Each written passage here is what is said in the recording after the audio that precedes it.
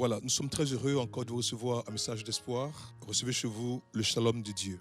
Nous voulons aujourd'hui justement parler des conséquences afférentes au manque de pardon. À ce propos, nous allons lire un texte tiré du livre de Matthieu chapitre 6, le verset 14 au verset 15. Le Seigneur dit ceci: si vous pardonnez aux hommes leurs offenses, votre Père Céleste vous pardonnera aussi. Mais si vous ne pardonnez pas aux hommes, votre Père ne vous pardonnera pas non plus vos offenses.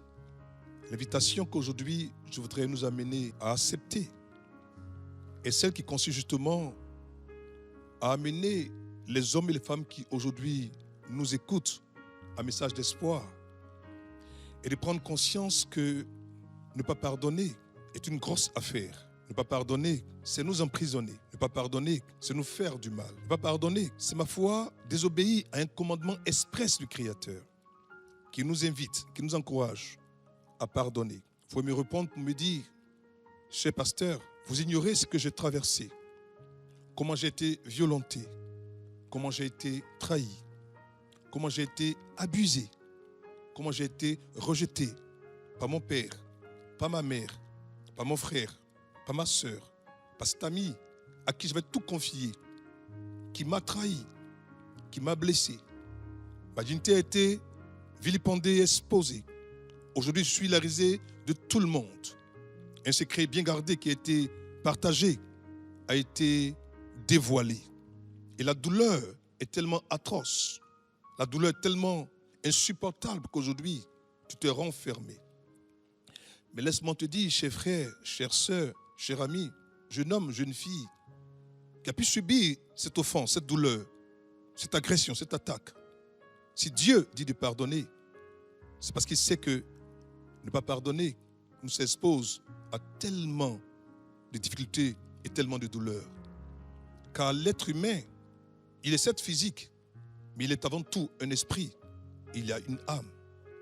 Lorsqu'on ne pardonne pas, et que cela entraîne pour nous de la rancune, de l'amertume, de la douleur, cela aura pour incidence et pour conséquence de produire en nous des maladies, des blessures.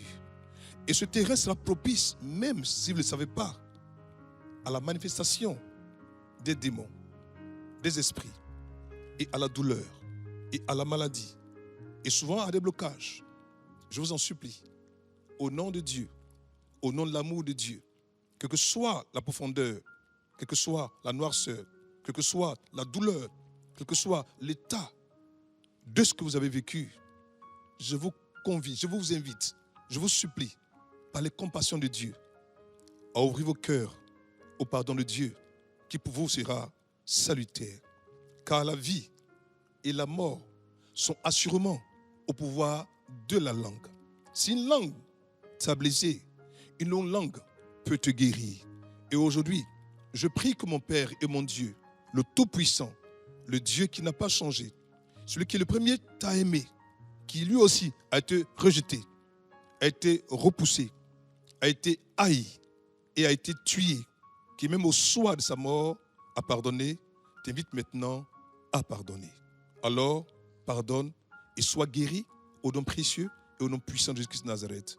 Amen. Prions le Seigneur.